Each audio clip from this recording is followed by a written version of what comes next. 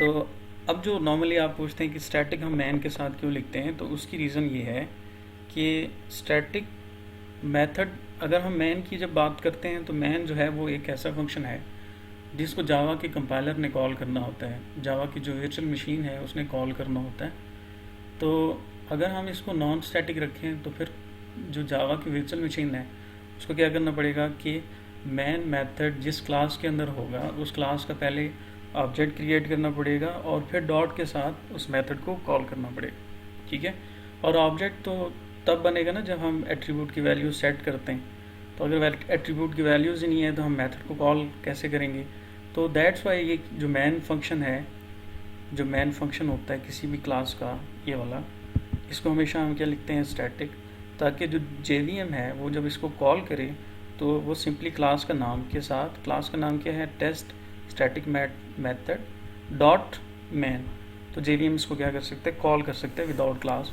तो ये रीज़न है कि हम इसको जो है वो जावा में हमेशा इसको स्टैटिक रखा जाता है।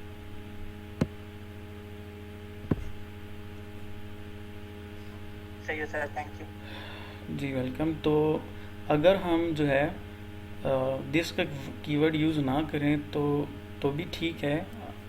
फिलहाल आप जो है वो लास्ट लेसन देख लीजिएगा, उसमें मैंने स्पेसिफिकली जो है वो इन क्वेश्चंस के आंसर भी किए हैं कि अगर आप जो है वो कौन कौन से केसेस हैं जहाँ पे दिस कीवर्ड रिक्वायर्ड होता है और कौन से केसेस हैं जहाँ पे दिस कीवर्ड ना लिखें तब भी जो है वो हमारा काम चल जाता है।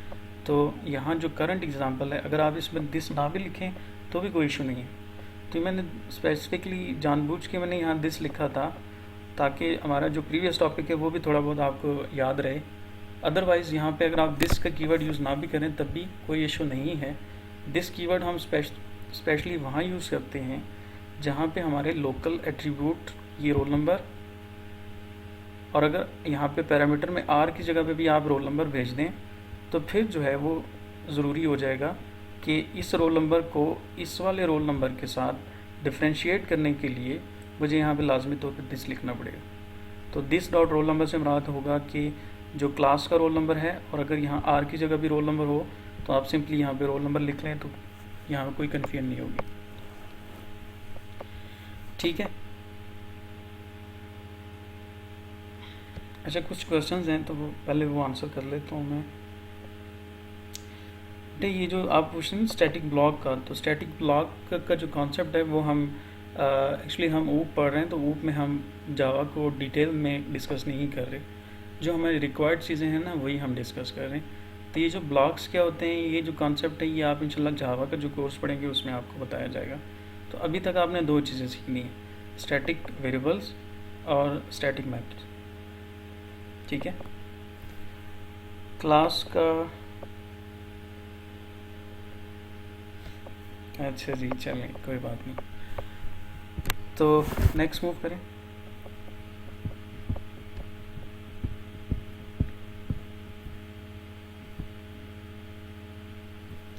अच्छा, तो एक और एग्जांपल है स्टैटिक से रिलेटेड जो है वो उसको देख लेते हैं ताकि मज़ीद जो है वो हमें स्टैटिक कीवर्ड के बारे में क्लियर हो जाए। ये बड़ी सिंपल सी एग्जांपल है। हम कह रहे कैलकुलेट एक क्लास है, एक फंक्शन हमने बना लिया जो कि स्टैटिक है, जिसका नाम है क्यूब, और जो हम उसको पैरामीटर में वैल्यू देंगे हम उसको क्यूब फाइंड करेंगे। तो मैन में हमने ये कहा कि calculate dot cube, calculate dot cube, और वैल्यू क्या पास की हमने 5। तो जो 5 है उसका क्यूब कैलकुलेट करना चाहे। अब यहाँ देखें कि जो कैलकुलेट क्लास है उसका हमने ऑब्जेक्ट नहीं बनाया, डायरेक्टली हमने क्या लिखा, कैलकुलेट क्लास का नाम और डॉट करके फंक्शन जो कि स्टैटिक था उसको हमने कॉल कर लिया और रिज़ल्ट हमारे पास आ गया और उस रिज़ल्ट की वैल्यू को हमने प्रिंट कर लिया। अब यहाँ देखें, अगर मैं स्टैटिक इसको ना बनाऊँ, अगर हम इस क्यूब फंक्शन को स्टैटिक ना बनाएं तो यहाँ मैन में मुझे पहले कैलकुलेटेड क्लास का एक ऑब्जेक्ट बनाना पड़ेगा न्यू करके, उसको रेफरेंस वेरिएबल में सेव करना पड़ेगा, उस वेरिएबल के साथ डॉट करके क्यूब लिखना पड़ेगा। जबकि अगर आप स्टैटिक बना लें तो ऑब्जेक्ट बनाने की ज़रूरत आपको नहीं है। तो यहाँ अगर आप देखें तो मुझे जो है वो एक वैल्यू जो है 5 उसका क्यूब फाइंड करना था, मुझे इसके लिए ऑब्जेक्ट रिक्वायर्ड नहीं है, मैं जस्ट चाह रहा हूँ मेरा फंक्शन जो है मुझे रिजल्ट दे दे। तो हमने इसको क्या कर लिया, विदाउट ऑब्जेक्ट जो है वो कॉल कर लिया। अच्छा जी, तो ये कुछ रिस्ट्रिक्शंस हैं स्टैटिक मेथड के लिए. Static method can only be used on can sorry static method can not use non static data. तो जो स्टैटिक फंक्शंस होते हैं वो नॉन स्टैटिक डेटा के लिए हम नहीं बनाते, हम उन्हें क्या करते हैं स्टैटिक फंक्शंस के लिए ही स्टैटिक एट्रीब्यूट के लिए ही बनाते हैं. तो हमेशा जो है वो स्टैटिक फंक्शंस जो है उनको बनाने का पर्पज़ ये होता है कि हम जो स्टैटिक डेटा है हम उसको जो है वो इन फंक्शंस के साथ एक्सेस कर सकें. इसकी एग्जांपल देता हूँ एक आपको. फॉर एग्जांपल यहाँ इस केस में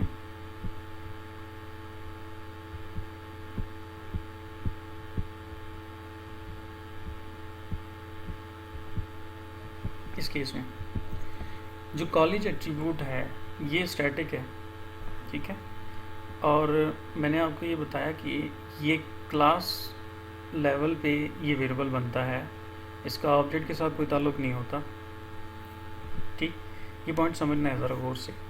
तो अगर इसका ऑब्जेक्ट के साथ कोई ताल्लुक़ नहीं है तो अगर मैं आपसे ये कहूँ कि भाई मुझे ये बताओ कि जो कॉलेज एट्रीब्यूट है उसकी क्या वैल्यू है,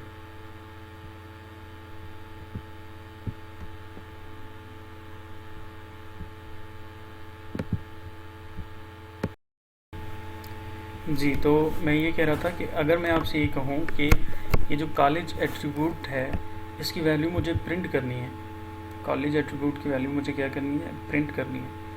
तो अब यहाँ जो प्रॉब्लम है वो ये है कि अगर मैंने इस एट्रीब्यूट को डिस्प्ले करना है तो कोई ना कोई फंक्शन कॉल करना पड़ेगा, क्योंकि ये एट्रीब्यूट जो है ये क्या है, प्राइवेट, ठीक है.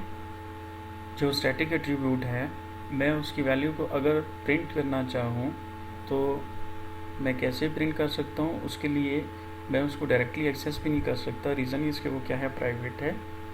जो दूसरी बात है कि अगर मैंने इस वैल्यू को डिस्प्ले करना है तो मुझे लाजमी तौर पे कोई ऑब्जेक्ट बनाना पड़ेगा. लाजमी तौर पे मुझे इसके लिए क्या बनाना पड़ेगा, एक ऑब्जेक्ट बनाना पड़ेगा. क्यों? क्योंकि फंक्शंस ही हमारे इन एट्रीब्यूट्स को क्या करा रहे होते हैं, प्रिंट करा रहे होते हैं. तो मुझे कोई फंक्शन बनाना पड़ेगा. और अगर मैं फंक्शन बनाऊँ तो उस फंक्शन के लिए मुझे क्या करना पड़ेगा, पहले ऑब्जेक्ट बनाना पड़ेगा, ठीक है. क्योंकि नॉन स्टैटिक फंक्शंस को कॉल करने के लिए लाजमी तौर पे ऑब्जेक्ट चाहिए होता है, ठीक हो गया ना. तो अब इसका क्या सलूशन है कि अगर आप ये चाह रहे हैं, मैं अगर आपसे ये कहूँ कि अभी ऑब्जेक्ट नहीं बनाना आपने, लेकिन फिर भी मैं स्टैटिक एट्रीब्यूट की वैल्यू देखना चाह रहा हूँ, तो क्या सलूशन है, कोई बताएगा?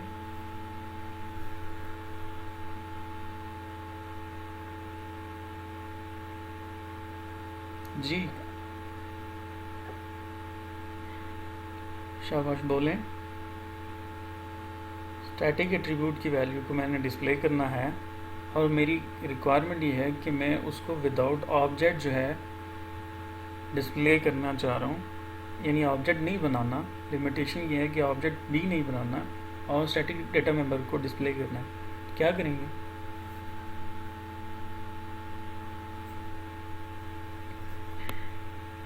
कोई नहीं, इसको क्लास के नेम के साथ डिस्प्ले कर देंगे. जी किया जा सकता है क्लास के नेम के साथ, लेकिन मसला ये है कि मैंने उसको प्राइवेट स्टैटिक इस तरह तो नहीं होगा सर, ये तो आप अलग फंक्शन में से भेजेंगे ना एज अ पैरामीटर. पैरामीटर क्यों भेजेंगे? मैं जस्ट ये चाह रहा हूँ कि एक स्टैटिक एट्रीब्यूट है उसको मैंने डिस्प्ले करना है. सर अगर आप सिंपल सिस्टम आउट की लाइन भी लगा दें तो उससे भी हो जाएगा. बट ये समझे ना, स्टैटिक है ना एट्रीब्यूट, ये समझे ना कि मैंने उसको प्राइवेट किया हुआ.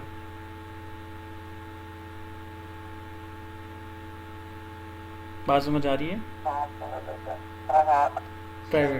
प्राइवेट है, जो मसला है ना वो प्राइवेट है.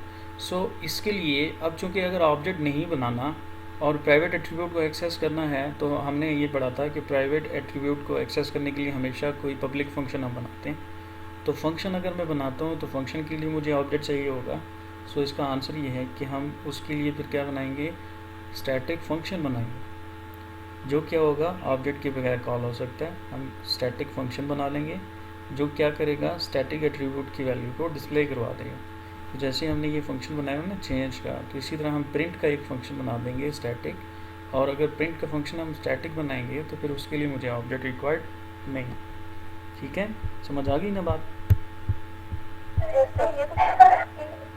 लेकिन अंडे में कितने अंडे होने चाहिए?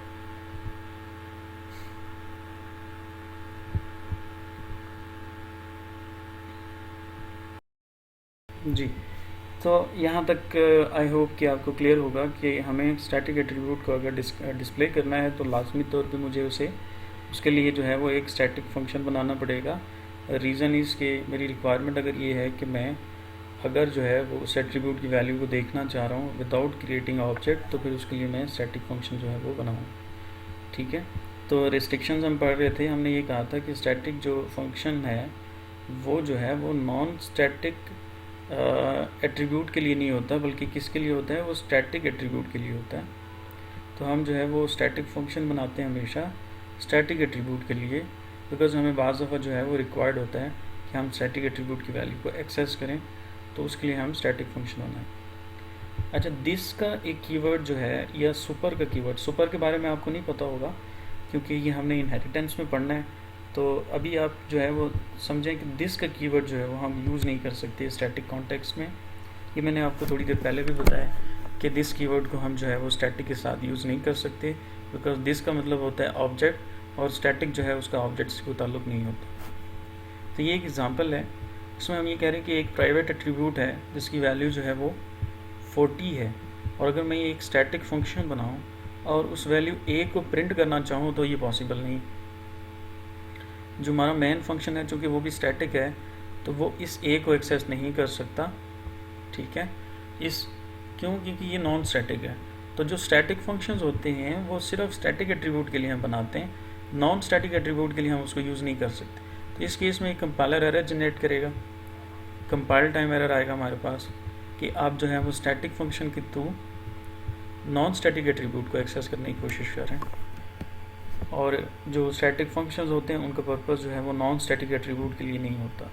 ठीक है, अच्छा यहाँ कुछ क्वेश्चंस हैं, why is Java main method is static. तो ये मैं आपको अभी थोड़ी देर पहले बता चुका हूँ कि ये स्टैटिक सिर्फ इसलिए है, it is because the object is not required to call a method, static method. If it were a non static method then JVM creates an object first and then call main function। तो simply JVM जो है उसको इस function को call करने के लिए एक ऑब्जेक्ट चाहिए होता अगर ये नॉन स्टैटिक होता, इसलिए हम क्या करें, इसको स्टैटिक रखें। ठीक है, सो यहाँ तक ओके है, नेक्स्ट चलें।